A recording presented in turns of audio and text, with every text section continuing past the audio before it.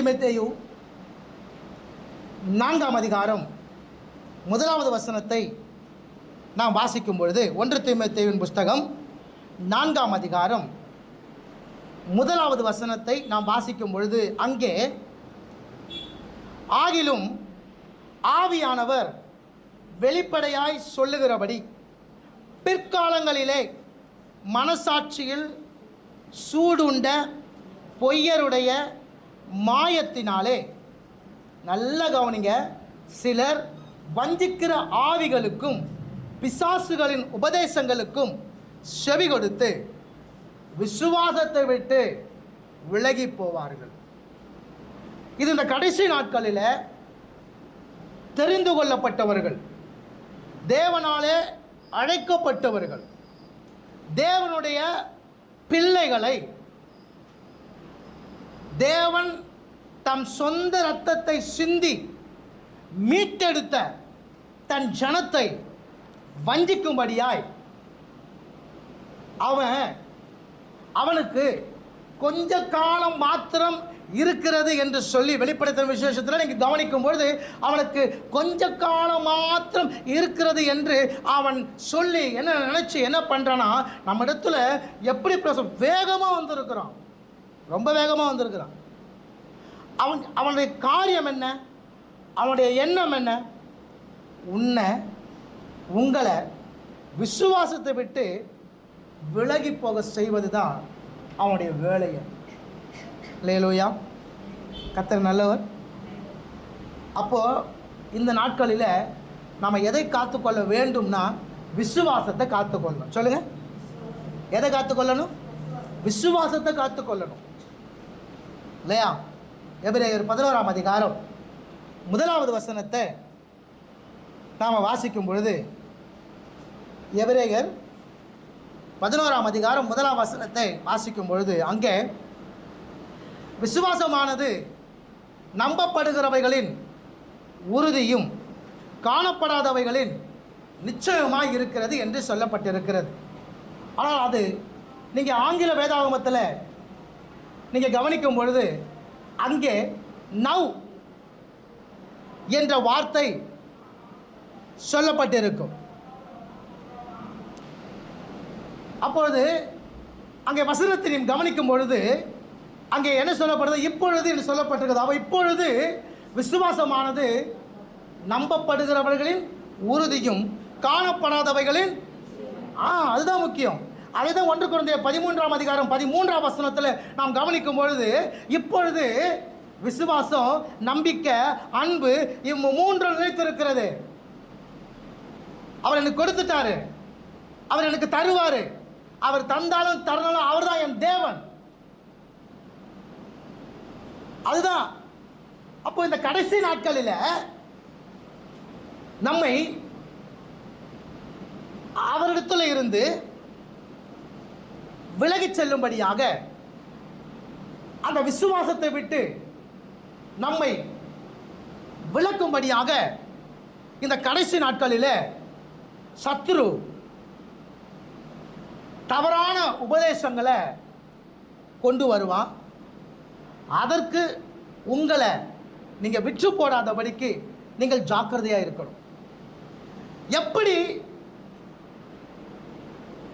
விசுவாசத்தை விட்டு விலகி செல்ல வைக்க முடியும் அப்படின்னா, வெளிப்படுத்தின விசேஷம் 2ஆம் அதிகாரம், வெளிப்படுத்தின விசேஷம் 2ஆம் அதிகாரம் 1 முதல் 7 வசனங்களை நாம் அங்கே வாசிக்கும் பொழுது, அங்கே எபேசு சபையை பற்றி தேவன் அங்கே ஒரு சில காரியங்களை அங்கே சொல்லுகிறார். அந்த நாட்களில் இருந்த சபைகளில் தேவன் ஒவ்வொரு சபைக்கும் ஒவ்வொரு காரியத்தை சொல்லுகிறார். அதில் இந்த எபேசு சபை பற்றி அவர் சொல்கிறார். இந்த எபேசு சபையை பற்றி அவர் சொல்லும் பொழுது அங்கே அவர் என்னென்ன சொல்கிறார் தெரியுங்களா? எபேசியர் 2ஆம் அதிகாரம் 2வது வசனம், 3வது வசனம், 6வது வசனம். எபேசியர் 2ஆம் அதிகாரம் 2வது வசனம், 3வது வசனம், 6வது வசனத்தை கவனிச்சிங்கன்னா தேவன் அவங்கள பாராட்டுறதை நீங்கள் அங்கே பார்க்க முடியும். தேவன் அவர்களை பாராட்டுவதை நீங்கள் அங்கே கவனிக்க முடியும். 4வது வசனத்தில் அந்த சபைக்கு ஒரு குறைவு இருக்கிறது. தேவனுக்கு ஏற்ற கிரியைகள் அங்கே இருந்தாலும் அந்த சபையிலே ஒரு குறை இருக்கிறது. அங்கே ஆவியானவர் அங்கே சுட்டி காமிக்கிறார்.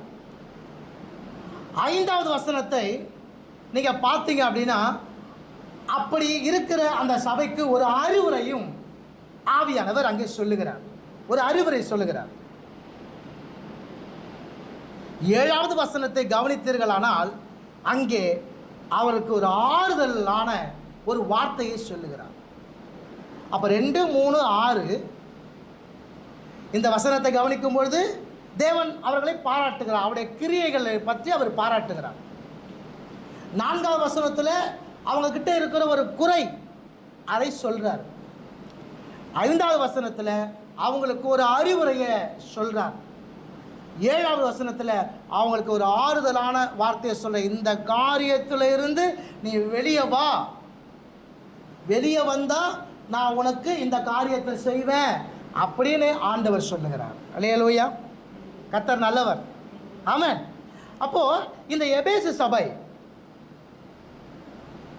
அவரை விட்டு போவதற்கு காரணம் என்ன என்பதை குறித்து இங்கே சொல்லப்பட்டிருக்கிறது. அதைத்தான் இன்றைக்கி நம்ம கவனிக்க போகிறோம். ஆமென். அல்லேலூயா, கர்த்தர் நல்லவர். அந்த 2, 3, 6 வசனங்களை நம்ம பார்க்கும்போது அவர்களுடைய கிரியை பற்றி சொல்லப்பட்டிருக்கிறது. ஆமென். என்ன? 1, அவர்கள் தேவனுக்கு ஏற்ற கிரியைகள் அவர்கிட்ட இருந்துச்சு. தேவனுக்கு, அந்த சபைக்குள்ள தேவனுக்கேற்ற கிரியைகள் இருந்துச்சு. 2வது, அந்த சபைக்குள்ள தேவனுக்காக பிரயாசம் இருந்தது. தேவனுக்கு ஏற்ற பிரயாசம் இருந்தது. 3வது, பொல்லாதவர்களை சகிக்க கூடாமல் இருந்தார்கள். பொல்லாதவர்களை அவங்க தப்பு பண்ணா அப்படின்னாக்கா, சே இவங்களே அப்படி பண்ணுறாங்க, இப்படிலாம் பண்ணக்கூடாது. இந்த பொல்லாதவர்களை பொல்லாப்பு செய்யும் பொழுது அதை அவங்க சகிக்க மாட்டாங்க. 4வது, அப்போஸ்தலர்கள் தங்களை அப்போஸ்தலர்கள் என்று சொல்லுவதை சோதித்து அவர்கள் பொய்யர் என்று கண்டறிந்தவர்கள். அப்போஸ்தலர் அல்லாதவங்களை அவங்க சொல்கிறாங்க, நாங்கள் அப்போஸ்தலர்கள் தான் அப்படி சொல்லும்போது இவங்க பொய்யானவங்க, இவங்க அப்போஸ்தலர் கிடையாது அப்படின்றத கண்டறிஞ்சு இருந்தவங்க. 5வது, இந்த சபை பாடுகளை சகித்து கொண்டிருந்தவங்க. 6வது, இந்த சபை பாடுகளில் பொறுமையாக இருந்தாங்க. 7வது, கிறிஸ்துவின் நாமத்தின் நிமித்தம் இழப்படையாமல் பிரயாசப்பட்டவர்கள். 8வது, கிறிஸ்து வெறுக்கின்ற நிக்கோலாய் மதஸ்தரின் கிரியைகளை வெறுத்தவர்கள். இப்படி 8 காரியம் இருக்குது. இப்படி எபேசு சபை தங்களுடைய கிறிஸ்தவ இந்த ஓட்டத்தில் இவ்வளவு கிரியைகளை அவங்க செய்தாங்க. தேவனுக்கேற்ற கிரியைகள் இருந்தது, தேவனுக்கேற்ற பிரயாசம் இருந்தது, பொல்லாதவர்களை சகிக்க கூடாமல் இருந்தாங்க. அப்போஸ்தலர்கள் அல்லாதவர்கள் தங்களை அப்போஸ்தலர்கள் என்று அவங்க சொன்னபோது அவங்கள சோதித்து அவங்க பொய்யர் என்று கண்டறிந்தவங்களாக இருந்தாங்க. பாடுகளை சகித்தவங்களாக இருந்தாங்க. இந்த பாடுகளில் பொறுமையாக இருந்தாங்க. கிறிஸ்துவின் நாமத்தின் நிமித்தம் இழப்படையாமல் பிரயாசப்பட்டாங்க. கிறிஸ்து வெறுக்கின்ற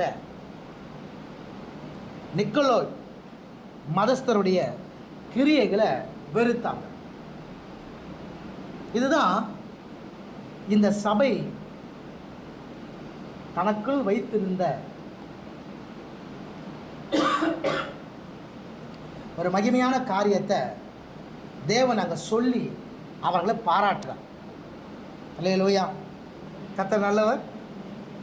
அப்போது இந்த நிக்கோலாய் மதஸ்தர் உடைய கிரியைகள் என்ன அப்படின்னாக்கா, நீங்கள் அந்த அதிகாரத்தில் 20ஆம் வசனத்தை வாசிங்க. வெளிப்படுத்தின விசேஷம் 2ஆம் அதிகாரம் 20ஆம் வசனத்தை வாசிங்க.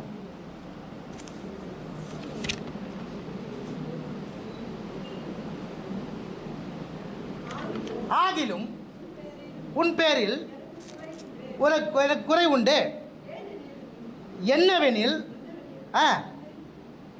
தன்னை தீர்க்கதரிசி என்று சொல்லுகிற ஏசபேல் என்னும் ஸ்திரீயானவள் என்னுடைய ஊழியக்காரர் வேசித்தனம் பண்ணவும் விக்கிரகங்களுக்கு படைத்தவர்களை புசிக்கவும் அவர்களுக்கு போதித்து அவர்களை வஞ்சிக்கும்படி நீ அவளுக்கு என்ன பண்ண? இடம் கொடுத்த. அப்போ என்ன கிரியைய தேவன் அங்க சொல்றாரு? இவங்க எதை வெறுத்தாங்க அப்படின்னா 2 காரியம். ஒன்று, விக்கிரகங்களுக்கு படைத்ததை இவங்க புசிக்காம இருந்தாங்க. 2வது, வேசித்தனம். இது என்ன அப்படின்னா, இந்த எபேஸ் சபையில் தான், இந்த பட்டணத்தில் தான் தியானாளுடைய ஆலயம் இருந்தது. டயானான்னு சொல்லுவாங்க, அதான் டயானா. தியானாளுடைய ஆலயம் இருந்தது.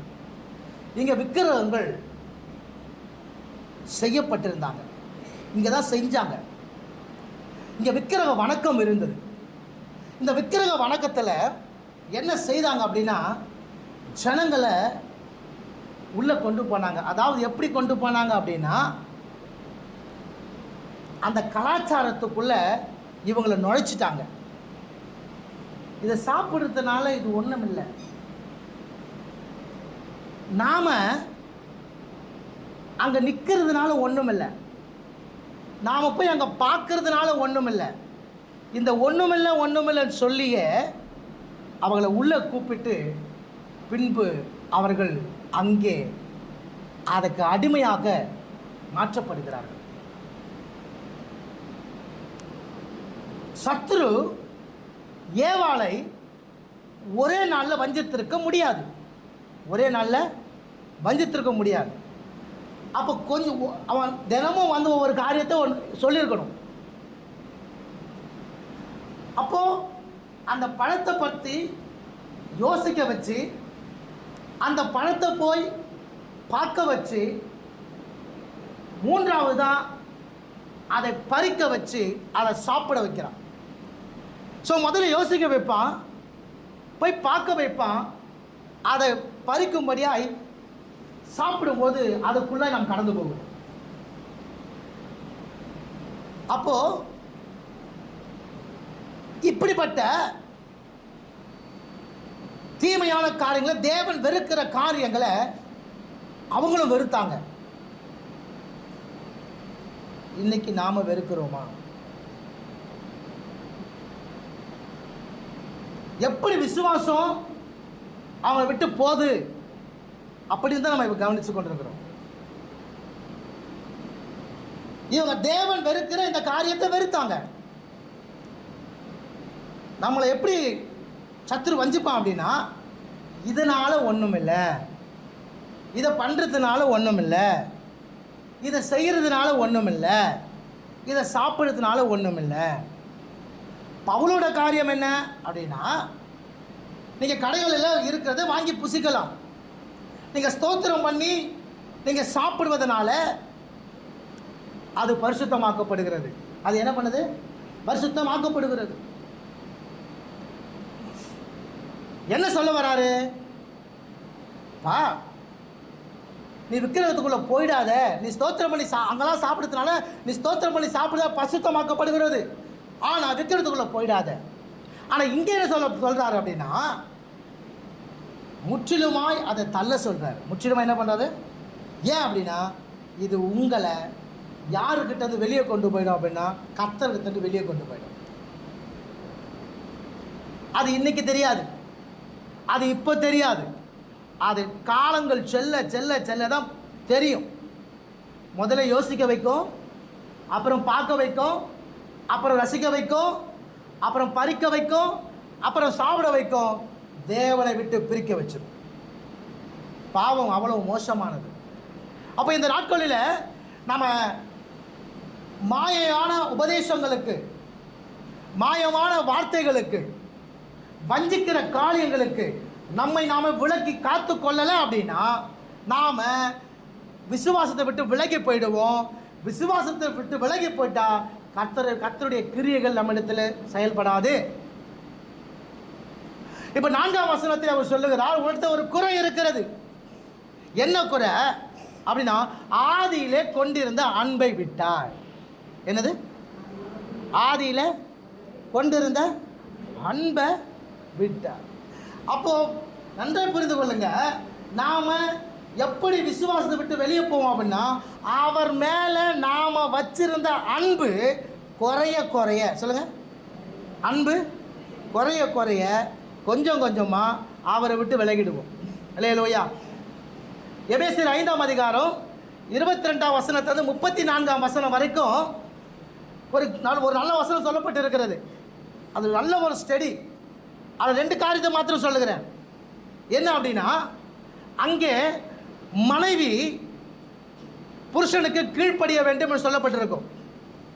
மனைவி புருஷனுக்கு, 2வது புருஷன் மனைவி கிட்ட அன்பு கூற வேண்டும் என்று சொல்லப்பட்டிருக்கும். என்ன பண்ணுமா? புருஷன் யார்கிட்ட அன்பு கூறணுமா? மனைவிடத்தில் அன்பு கூறணும். இப்போ மனைவி சொல்லுவாங்க, அவன் என்கிட்ட அன்பு கூர்ந்தா நான் ஏன் கீழ்ப்படியாமல் போக போகிறேன் அப்படின்னு மனைவி சொல்லுவாங்க. புருஷன் சொல்லுவான், அவன் நான் சொல்கிறதுக்கெல்லாம் எனக்கு கீழ்ப்படிஞ்சாக்கா நான் ஏன் அவன் மேலே அன்பு செலுத்தாமல் இருக்க போகிறேன் அப்படின்னு யார் சொல்லுவான்? ஒருத்தரை மாற்றி ஒருத்தர் என்ன பண்ணுவாங்க? சொல்லி கொண்டு இருப்பாங்க. இப்போ அங்கே வசனம் என்ன சொல்கிறது அப்படின்னா, அந்த எபேசியர் 2ஆம் அதிகாரம் 22ஆம் வசனத்திலிருந்து 24ஆம் வசனம் வரைக்கும் மனைவி புருஷனுக்கு கீழ்ப்படிய வேண்டும். அதுபோல சபை, மணவாட்டி சபை யாரு கீழ்ப்படியணும்? நம்முடைய மணவாளனா இருக்கிற இயேசுவுக்கு கீழ்ப்படியணும். இது என்ன தெரியுமா? இது நம்மை நாமே ஒப்பு கொடுக்கிற அன்பு. நம்மை நாமே ஒப்பு கொடுக்கும் அன்பு. அன்பு வாங்கப்பட வேண்டிய ஒன்று அல்ல, அன்பு செலுத்தப்பட வேண்டிய ஒன்று. சொல்லுங்க, அன்பு என்னது? வாங்கப்பட வேண்டிய ஒன்று அல்ல, என்னது? செலுத்தப்பட வேண்டிய ஒன்று. ஒரு பொண்ணுக்கு திருமணம் செய்யும்படியாக அவளுக்கு ஒரு ஆண்மகனை பார்க்கலாம் என்று சொல்லி நாம் நிச்சயித்து அந்த மகள்கிட்ட, மா உனக்கு எப்படிப்பட்ட பையன் வேணும் அப்படின்னா அந்த பொண்ணு என்னதுமா சொல்லும்? என்னை அப்படியே பத்திரமா பார்த்துக்கணும், என் மேலே அன்பு செலுத்தணும், என்ன பண்ணும்? என்னை அன்பாக பார்த்துக்கணும், அப்படிப்பட்ட பையன் வேணும். ஆரம்பமே தப்பு. ஆரம்பமே அன்பு வாங்கப்பட வேண்டியது. அன்பு என்ன பண்ணணும்? செலுத்தப்படும். எந்த பொண்ணு என்ன சொல்ல மாட்டான், என் புருஷனுக்கு நான் கீழ்ப்படிஞ்சு நடப்பேன் அப்படின்னு எந்த பொண்ணும் சொல்ல மாட்டான். ஆரம்பமே என்னன்னாக்கா வாங்கத்தான் சொல்லுவாங்க ஒழிய கொடுக்கறத பற்றி பேசுறதே கிடையாது. இந்த அன்பு எங்கே குறையுதோ அங்கே தான் ஆபத்து ஜாஸ்தி. புரியுதா உங்களுக்கு? அப்போது 2 பேருமே ஒன்றா இணைஞ்சு தான் இருக்கணும். இவங்க தனித்தனியாக இருந்தாங்க அப்படின்னா முதல்ல இவங்கக்கிட்ட இருக்கிற கான்வர்சேஷன் போயிடும். அதாவது கருத்துக்கள் பரிமாறுறாங்க பார்த்தீங்களா, அது போயிடும். 2வது அவங்க மேலே வைக்கிற அந்த நம்பிக்கை போயிடும். 3வது அவங்களுக்குள்ளே இருக்கிற உறவு போயிடும். 4வது நான் சொல்ல வேண்டிய அவசியம் இருக்காது. இது காரணம் என்ன தெரியுமா? அந்த ஒப்பு கொடுக்கிற அன்புல இல்லாததுனால. இப்போ புருஷன் காண்பிக்கிற ஒரு அன்பு இருக்குது. இந்த அன்பு என்ன அப்படின்னா, 25ஆம் வசனத்திலிருந்து 27ஆம் வசனம் வரைக்கும் சொல்லப்பட்டிருக்கும். எபேசியர் 5ஆம் அதிகாரம் 25லேருந்து 27ஆம் வசனம் சொல்லப்பட்டிருக்கும். இது எழுதுமா, ஒரு அடிமையை போல தன்னை ஒப்பு கொடுக்க வேண்டுமா. மனைவிக்கு எப்படி பண்ணுமா, புருஷன் அடிமையை போல தன்னை ஒப்பு கொடுக்க வேண்டும். ஏன் அப்படின்னா, ஏன் இப்படி அன்பு செலுத்தணும் அப்படின்னா, இந்த அன்பு எப்படிப்பட்டது தெரியுமா, இது சுத்திகரிக்கிற அன்பு. என்ன அன்பு? சுத்திகரிக்கிற அன்பு. அவங்கள சுத்திகரிப்புக்குள் நடத்துகிற அன்பு. அதான் இயேசு நம்ம மேலே வைத்திருக்கிற அன்பு. இப்போ இந்த சபைக்கு தேவன் சொல்லுகிற உங்களிடத்த ஒரு குறை இருக்கு. என்ன? ஆதியில் நீ கொண்டிருந்த அன்பை விட்டுட்ட. ஆதியில் நீ கொண்டிருந்த அன்பை விட்டுட்ட. முதல்ல இந்த அன்பு எப்படி அவர் மேலே வந்துச்சு இல்லையா, அதை கவனிக்கணும்ல. அன்பை விட்டுட்ட, ரைட்டு. இந்த முதல்ல இந்த அன்பு எப்படி அவர் மேலே வந்துச்சு அதை கவனிச்சா தானே அன்பை விட்டுட்டான்றதை கவனிக்கணும். ஆமாவா இல்லையா? அல்லேலூயா. எபேசியர் 2ஆம் அதிகாரம் 1 முதல் 3 வசனங்களை வாசிக்கும் பொழுது, எபேசியர் 2ஆம் அதிகாரம் 1 முதல் 3 வசனங்களை வாசிக்கும் பொழுது,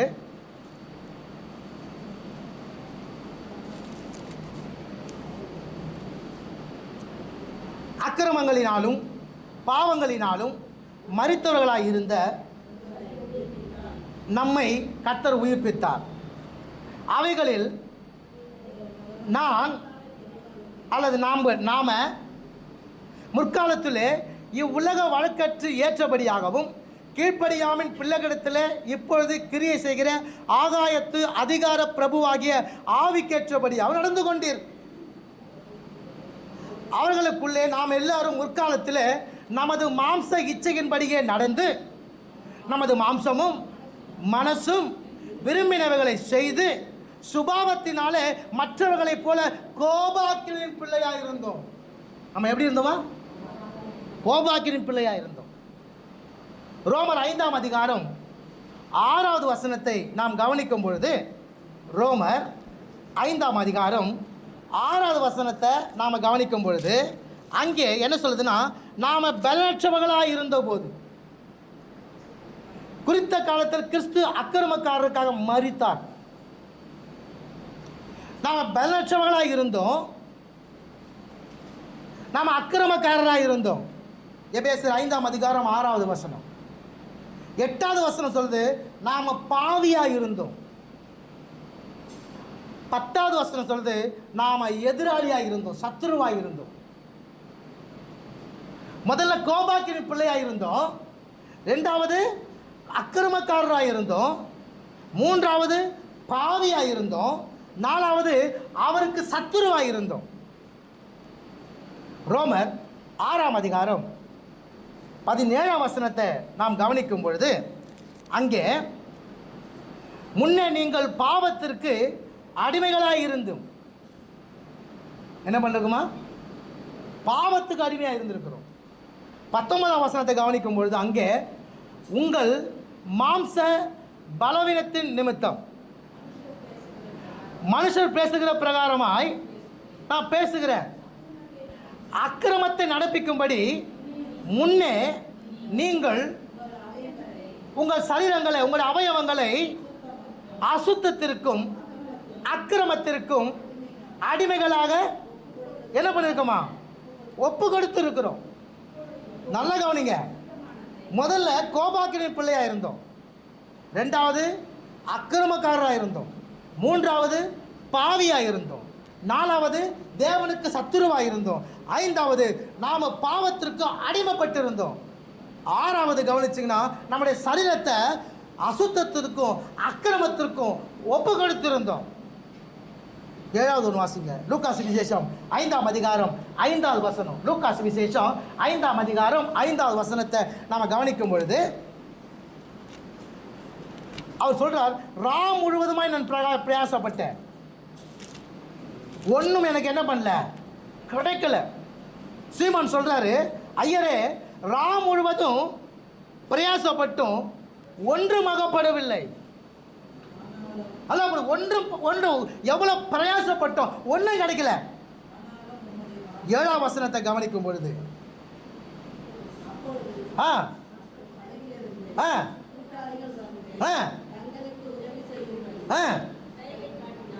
ஆ ஆ ஆ நிரம்பத்தக்கதாக, அமிழத்தக்கதாக. நல்லா கவனிச்சுக்கொள்ளுங்க. அப்ப நம்முடைய பிரயாசம் வீணா இருந்துச்சு.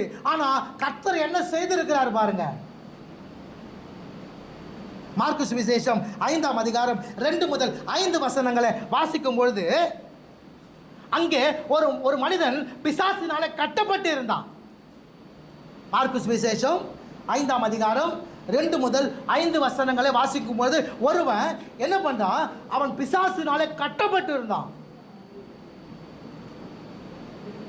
15ஆம் வசனத்தை பார்க்கும்போது, கர்த்தர் அவனை விடுவித்திருக்கிறார்.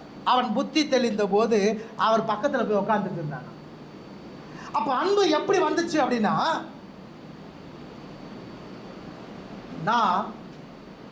நாம கோபாக்கின் பிள்ளையா இருந்தோம், அக்கிரமக்காரராக இருந்தோம், பாவியா இருந்தோம், தேவனுக்கு சத்துருவா இருந்தோம், பாவத்துக்கு அடிமையா இருந்தோம். நம்முடைய சரீரத்தை பாவத்துக்கும், அது அசுத்தத்துக்கும், அக்கிரமத்துக்கும் அடிமையாக ஒப்பு கொடுத்திருந்தோம். எவ்வளோ பிரயாசப்பட்டிருந்தோம், ஒன்றும் கிடைக்காம இருந்தோம். பிசாசினாலே கட்டப்பட்டு இருந்தோம். ஆனால் கர்த்தர் என்ன செய்தார்? எபேசியர் 2ஆம் அதிகாரம் 4-5 வசனங்களை வாசிக்கும் பொழுது, எபேசியர் 2ஆம் அதிகாரம் 4 மற்றும் 5வது வசனத்தை நாம் வாசிக்கும் பொழுது, அங்கே கர்த்தருடைய வார்த்தை சொல்லுகிறது, தேவனோ இரக்கத்தில் ஐஸ்வர்யம் உள்ளவராய் நம்மில் அன்பு கூர்ந்து தம்முடைய மிகுந்த அன்பினாலே அக்கிரமங்களில் மரித்தவளாய் இருந்த கிறிஸ்துவோடு கூட உயிர்ப்பித்தார். கிருபையினாலே அல்லேலூயா. எப்படி அவர் மேல் நம்ம அன்பு செலுத்தணும்? இப்படி தாங்க அன்பு செலுத்தணும். அன்பு எதனால் வந்துச்சு? இவ்வளோ காரியங்களை எனக்காக இயேசு செய்திருக்கிறார். ஒரு சபைக்காக இயேசு இவ்வளோ காரியங்களை செய்திருக்கிறார். அவர்கள் எதுக்கு அவர்கள் வைக்கப்பட்டிருந்தார்கள்? அவர்கள் நித்திய அக்கினிக்கு வைக்கப்பட்டிருந்தார்கள், பாதாளத்துக்கு வைக்கப்பட்டிருந்தார்கள். ஆனால் கர்த்தர் என்ன செய்திருக்காரு தெரியுமா? உங்களை என்ன பண்ணாரு? மீட்டெடுத்திருக்கிறார். இப்போ அன்பு வந்திருக்குமா, வந்திருக்காதா? சொல்லுங்க. ஹலோ, வந்திருக்கோம்ல? இப்போ அந்த அன்பு இருக்குதா இல்லையா? எபேஸ் சபைக்கு இல்லை, நமக்கு இருக்குதா? நம்மையும் மீட்டு எடுத்திருக்காருல்ல. நாமளும் கோவாக்கன் பிள்ளையாக இருந்தோம்ல, நாமளும் அக்கிரமத்துக்கு நம்முடைய சரீரத்தை ஒப்பு கொடுத்துருந்தோம்ல, நாமளும் அசுத்தத்துக்கு நம்ம சரீரத்தை ஒப்பு கொடுத்துருந்தோம்ல. என் சரீரத்தை ஒப்பு கொடுக்கலன்னு சொல்லனாலும் நீ சரீரத்தில் இருக்கிற இந்த மூளையை ஒப்பு கொடுத்துருக்கோமா இல்லையா? ஒவ்வொரு காரியத்தை ஒப்பு கொடுத்துருக்கோம். ஆனால் கர்த்தர் நம்ம என்ன பண்ணிருக்காரு? ரட்சித்திருக்காரு இல்லையா?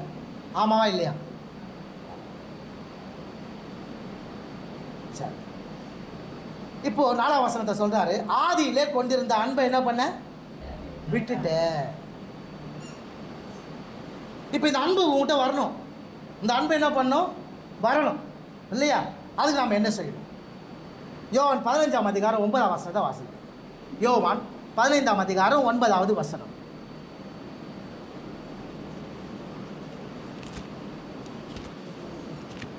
யோவான் 15ஆம் அதிகாரம் 9வது வசனம். பிதா என்னில் அன்பாய் இருக்கிறது போல நானும் உங்களில் அன்பாய் இருக்கிறேன். ஆண்டவர் என்ன சொல்றாரு? பிதா உங்களில் அன்பாய் இருக்கிறதோ நானும் என்ன பண்றேன்? அன்பாய் இருக்கிறேன். இருக்கிறேன். என்னுடைய அன்பிலே என்ன பண்ணுங்க? நிலைத்திருங்கன்னு சொல்றார். என்னுடைய அன்பில் என்ன பண்ணு? நிலைத்திருன்னு சொல்றார். அப்போ அவருடைய அன்பில் நம்ம நிலைத்திருக்கணும். என்ன செய்யணும்? 10ஆம் வசனத்தை வாசிங்க.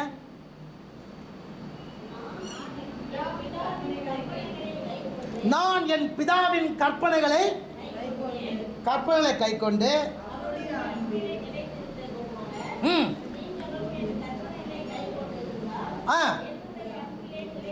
அப்போ அந்த அன்பிலே நாம நிலைத்திருக்க வேண்டும் என்று சொன்னால் நாம என்ன செய்யணுமா? அவருடைய கற்பனை என்ன பண்ணுமா? கை கொள்ளும். அப்போ அவருடைய கற்பனை என்னது?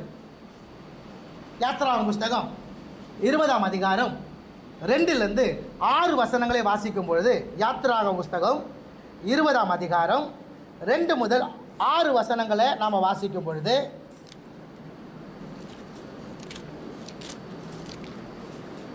அங்கே உன்னை அடிமைத்தன வீடாகிய, அப்போ என்னென்ன அடிமைத்தனத்தை நம்ம இருந்தோம்னு சொல்லி நம்ம கவனிச்சோமா இல்லையா? இப்போ வசனம் சொல்லுது, உன்னை அடிமைத்தன வீடாகிய எகிப்து தேசத்திலிருந்து புறப்பட பண்ணின உன் தேவனாகிய கர்த்தர் நானே. என்னை அன்றி உனக்கு, அப்ப அன்பு அவர்கிட்ட இருந்து வெளியே போகுது அப்படின்னா, அவரை தவிர வேறு ஒருவர்கிட்டையும் நம்முடைய பார்வை, நம்முடைய கவனம், நம்முடைய வணக்கம் எல்லாமே வேறு ஒருத்தர்கிட்ட செலுத்தப்படக்கூடாது. அதுதான் அந்த நிக்கோலாய் மதஸ்தர். வாசிங்க. மேலே வானத்திலும் கீழே பூமியிலும் பூமியின் கீழ் தண்ணீரிலும் உண்டாயிருக்கிறவைகளுக்கு, அல்லாஹ் மேலே வானத்திலும் கீழே பூமியிலும் பூமியின் கீழ் தண்ணீரிலும் உண்டாயிருக்கிறவைகளுக்கு. ஏன்னா இதெல்லாம் உண்டாக்கப்பட்டவைகள், அதான் கவனிக்கணும். இதெல்லாம் உருவாக்கப்பட்டது, உடனே அப்படியே வரல. இதெல்லாம் உருவாக்கப்பட்டது. பூமியின் தண்ணீரிலும் உண்டாயிருக்கிறவைகளுக்கு ஒப்பான ஒரு சொரூபத்தை ஆகிலும் யாதொரு விக்கிரகத்தை ஆகிலும் நீ உனக்கு உண்டாக்க வேண்டாம். நீ அவைகளை நமஸ்கரிக்கவும் சேவிக்கவும் வேண்டாம். உன் தேவனாகிய கர்த்தராயிருக்கிற நான் தேவனாயிருந்து என்னை பகைக்கிறவர்களை குறித்து பிதாக்களுடைய அக்கிரமத்தை பிள்ளைகளிடத்திலும் 3ஆம் 4ஆம் தலைமுறை வரைக்கும் விசாரிக்கிறவன் இருக்கிற. அப்போ என்னிலே நிலைத்திருக்கணும், என் கற்பனையில் கை கொள்ளணும் அப்படின்னு சொல்கிற. அப்போ தான் நீங்கள் அன்பாக இருக்க முடியும். அப்போ என் கற்பனை என்னது அப்படின்னா, என்னை விட்டு வழி விலக பண்ணுகிற எந்த கலாச்சார முறைமைக்கும் உங்களை நீங்கள் அர்ப்பணிக்கக்கூடாது. இதனால் ஒன்றும் இல்லை. என்ன இதனால் ஒன்றும் இல்லை. இங்கே போய் நிற்கிறதுனால ஒன்றும் இல்லை, இங்கே போய் பார்க்கறதுனால ஒன்றும் இல்லை. நாம் சேற்றில் நின்னாலும் ஒன்று தான், சேற்று பக்கத்தில் நின்னாலும் ஒன்று தான். புரியுதா உங்களுக்கு? அங்கே நின்னாலும் கரைப்படும், அது பக்கத்தில் நின்னாலும் என்ன பண்ணும்? கரை படத்தான் செய்யும். இப்போ நாம் மனம் திரும்பினவர்கள், மெய் தேவனாகிய கர்த்தரை ஏற்றுக்கொண்டு இருக்கிற நாம என்ன செய்யணும் அப்படின்னா, அவருடைய அன்பிலே நிலைத்திருக்க வேண்டும். அன்பில் என்ன பண்ணுமா? நிலைச்சிருக்கணும். அது நிலைச்சிருக்கிறதுக்கு தான் இந்த காரியத்தை அவர் சொல்கிறார். யோவான் 15ஆம் அதிகாரம் 6ஆம் வசனத்தை வாசிங்க. யோவான் 15ஆம் அதிகாரம் 6ஆவது வசனம்.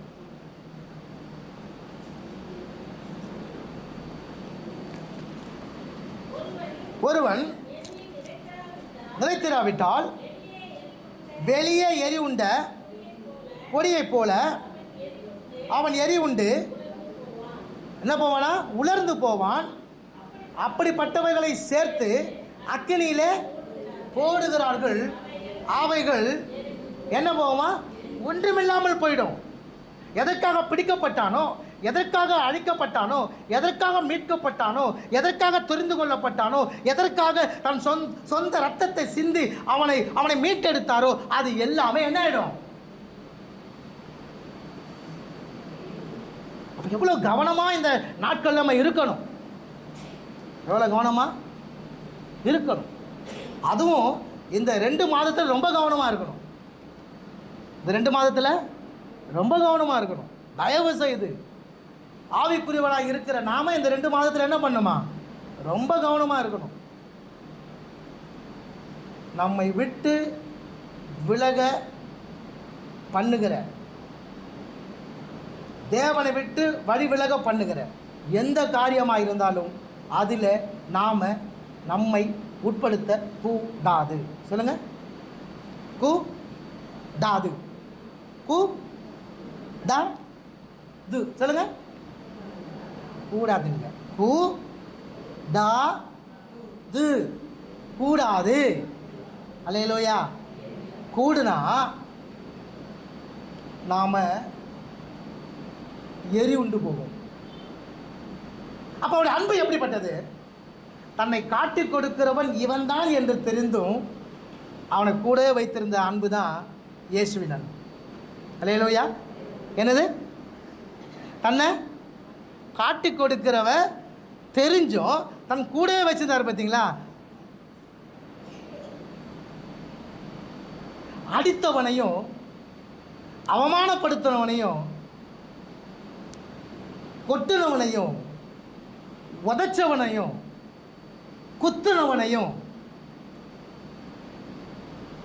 பிதாவே இவர்களை மன்னியும் என்று சொன்னதுதான் அவருடைய அன்பு. அல்லேலூயா. எல்லா தவறு செய்து அவன் அந்த தேசத்துக்கு அந்த பட்டணத்துக்கு அவன் இருந்தால் அவன் தகுதியற்றவன், அவனாலே ராஜ்யம் நிலை கொள்ளாமல் போயிடும் என்ற கல்லனை சிலுவை மரணத்துக்கு ஒப்பு கொடுத்த போது, உம்முடைய ராஜ்யத்துக்கு வரும்பொழுது என்னை நினைத்துக் கொள்ளுங்கள் என்று சொன்னான். பார்த்தீங்களா? அந்த ஒரு வார்த்தையை அவன் சரியாய் அவன் மனம் திரும்பின போது அவனுடைய வார்த்தையை ஏற்று அவனை ராஜ்யத்துக்குள்ள சேர்த்த அன்பு தாங்க இயேசுடைய அன்பு. அல்லேலூயா. கர்த்தர் நல்லவர். ஆமென். அந்த அன்பை விட்டு சபை விலகாதபடிக்கு இருக்கணுமா? அப்போ ஆதியில் கொண்டிருந்த அந்த அன்பை விட்டுட்ட அப்படின்னு ஒரு குறை இருக்கிறது. இப்போ என்ன செய்யணும்?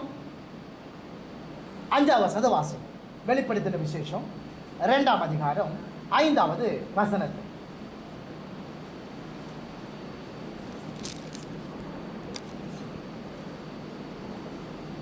ஆகையால் நீ இன்ன நிலைமையிலிருந்து விழுந்தாய் என்பதை நினைத்து. ரொம்ப முக்கியம்.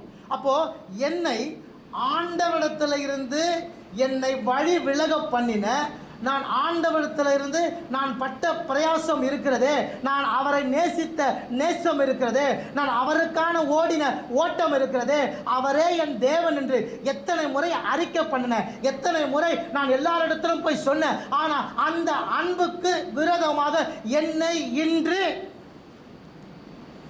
விலக்கி வைத்திருக்கிற எது என்பதை நான் என்ன பண்ணேன்? ரீகால் பண்ணி என்ன பண்ணோம்? அதை நினைத்து என்ன பண்ணுமா?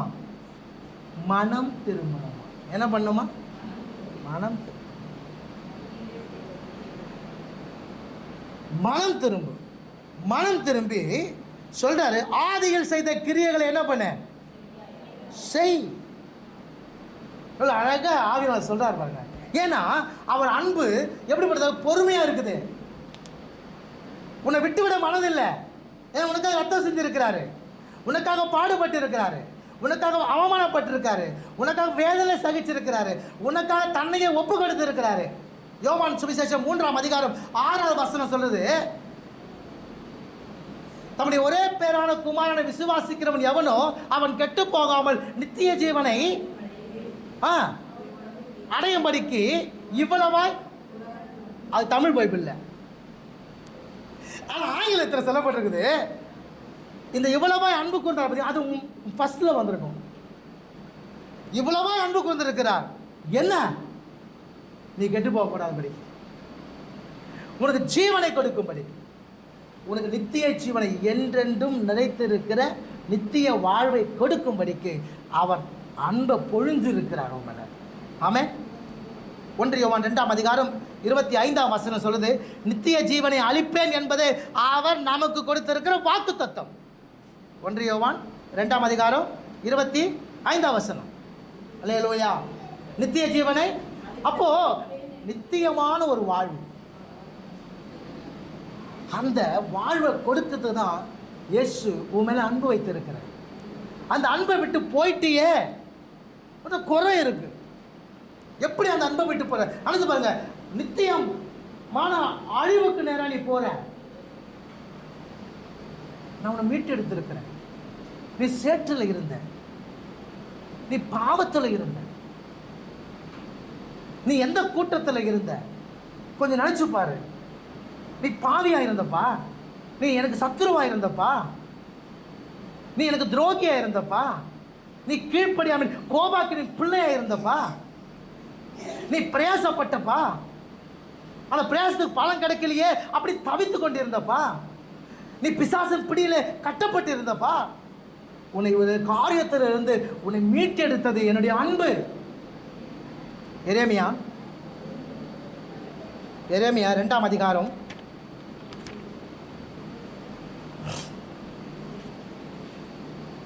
6ஆம் வசனத்தை வாசிங்க.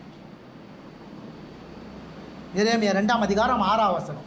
அவர் அங்க சொல்றாரு, என்னை விட்டு தூரம் போக என்னிடத்தில் என்ன அநியாயத்தை பார்த்தீங்க.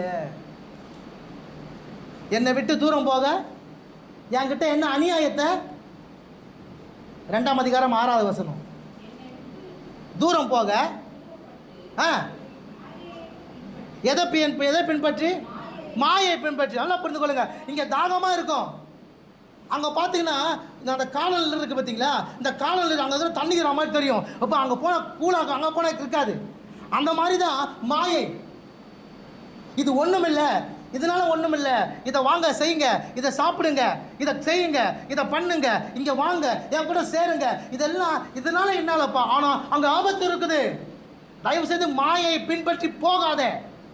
உன்னை விசுவாசத்தை வழிவிலக பண்ணிடும். எப்படி விசுவாசம் போகும்? அவருடைய அன்பை விட்டு வெளியே வந்தாலும் விசுவாசம் போயிடும். அல்லேலூயா. அப்போ இவ்வளோ காரியத்திலிருந்து என்னை மீட்டு எடுத்திருக்காரு இல்லையா? அந்த மீட்டெடுத்த அந்த தேவனிடத்தில் மறுபடியும் நான் வா, வந்து ஆதியில் என்கிட்ட எப்படி இருந்த அப்படி வா, அப்படி ஆண்டவர் கூப்பிட்றாரு. இல்லைனா எசேக்கியேல் 18ஆம் அதிகாரம் 24ஆம் வசனத்தை வாசிங்க. எசேக்கியேல் 18ஆம் அதிகாரம் 24ஆவது வசனம்.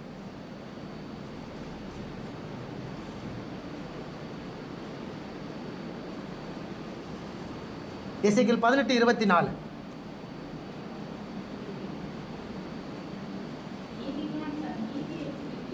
நீதிமான் தன் நீதியை விட்டு விலகி அநீதி செய்து துன்மார்க்கன் செய்த சகல அருவருப்புகளின்படி செய்யும் செய்வானே ஆகில் அவன் பிழைப்பானோ? அவன் செய்த அவனுடைய எல்லா எல்லா எல்லா நீதிகளும் நினைக்கப்படுவதில்லை. அவன் செய்த தன் துரோகத்திலேயும் அவன் செய்த தன் பாவத்திலேயும் என்ன பண்ணுவான்? நிலைத்திருக்க முடியாது. நித்திய ஜீவன் வராது, நிலையான வாழ்வு வராது. ஏன்? ஆதி அன்பை விட்டுட்ட அப்படின்னா நீ செய்த எதுவுமே நினைக்கப்படாதாம், எதுவுமே நினைக்கப்படாது. ஏன்? அவரை விட்டு வழிவிலக பண்ணுகிறது எது? தயவு செய்து அதை கொஞ்சம் நினைச்சு பாருங்க.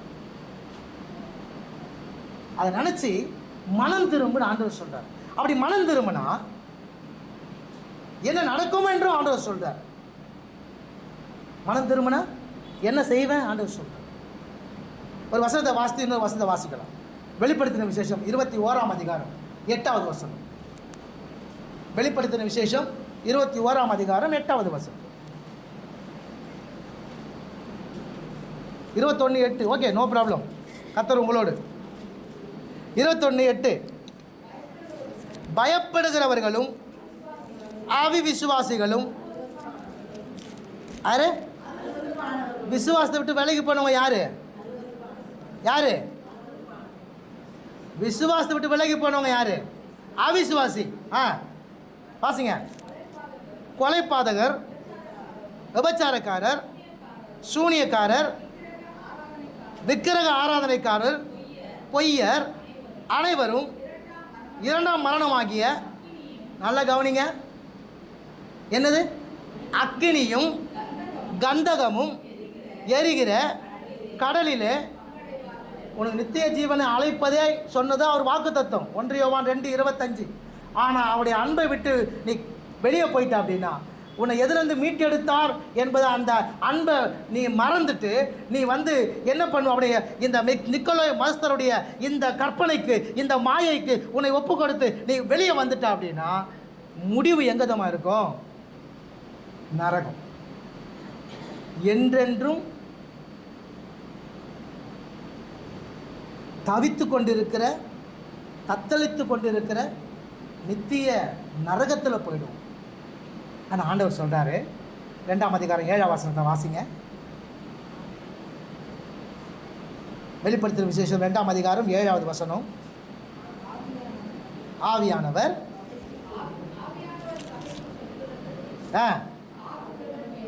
யாருங்க? யாருங்க? யாருங்க? காது உள்ளவன். நீ எந்த அளவுக்கு நீ கேட்குறியோ அந்த அளவுக்கு உனக்கு கொடுக்கப்படும், விதைக்கப்படும். அல்லேலூயா. புரியுதா? காது உள்ளவன் என்ன பண்ணுமா? கேளுங்க. ஜெயங்கொள்ளுகிறவன் எவனோ அவனுக்கு தேவனுடைய பரதீசின் மத்தியில் இருக்கிற ஜீவ விருட்சத்தின் கனியை அப்போ என்றென்றும் நித்தியமாய் வாழும்படியாக ஒரு ஜீவ விருட்சத்தின் கனியை கொடுக்க தான் தேவன் விரும்புகிறார். ஆனால் அதில் இருந்து வாழ முடியாது அப்படின்னா எங்கே போகணும்? நித்தியமாக நரகத்துக்கு போகணும். அப்போது அந்த நரகத்துக்கு போகாமல் அவருடைய ஜீவ விருட்சத்தின் கனியை புசித்து நித்தியமாக அவரோடு கூட வாழும்படியாகத்தான் கர்த்தர் உன்னை என்ன பண்ண மீட்டெடுத்து இருக்கிறாரு. கோபாக்கிடையிலிருந்து உன்னை மீட்டெடுத்து இருக்கிறாரு. அக்கிரமத்திலிருந்து உன்னை மீட்டெடுத்து இருக்காரு. பாவத்துக்கு அடிமைப்பட்டிருந்த உன்னை மீட்டெடுத்து இருக்காரு. தேவனுக்கு சத்துருவாய் இருந்த உன்னை மீட்டெடுத்திருக்காரு.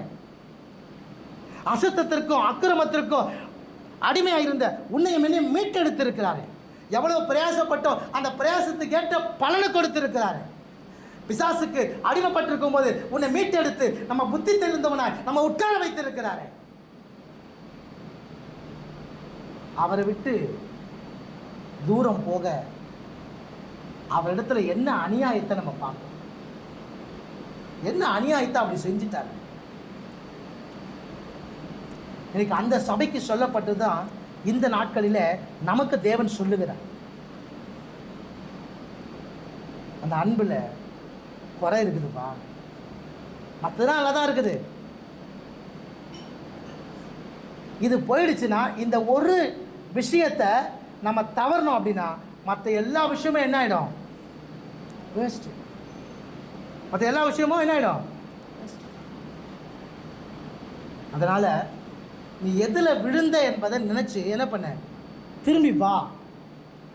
அந்த 2 கரமும் மீட்டப்பட்டு விரிக்கப்பட்டு இருக்கிறது உன்னை மறுபடியும் அணைத்து கொள்ளும்படியாக. அல்லேலூயா. உன்னை மறுபடியும் அந்த நித்திய வாழ்வுக்குள்ளே உன்னை கொண்டு போகும்படியாக அவருடைய வார்த்தை இந்த நாளில் உன்னை நோக்கி வந்து கொண்டு இருக்கிறது. சபையை சத்தியத்துக்கு செவியை சாய்ப்போம், சத்தியத்திற்காக வாழுவோம், சத்தியத்திற்காக சத்தியத்தில் நிலைத்திருப்போம். அவர் அன்பு உண்மையானது. ஆமென். அல்லேலூயா. அவருடைய அன்பு எப்படிப்பட்டது? உண்மையானது. அந்த அன்புக்குள்ளே கடந்து வாங்க ஜீவனை தருகிறேன் என்று ஆண்டவர் சொல்லுகிறார். அல்லேலூயா. நம்ம கடந்து போவோம், நித்திய வாழ்வை பெற்றுக்கொள்ளுவோம், ஜீவவிருட்சத்தின் கனியை பெற்றுக்கொள்ளுவோம், நித்தியமாய் அவரோடு கூட வாழ்வோம். கர்த்தர் நம்மோடு கூட இருக்கிறார். ஆமென்.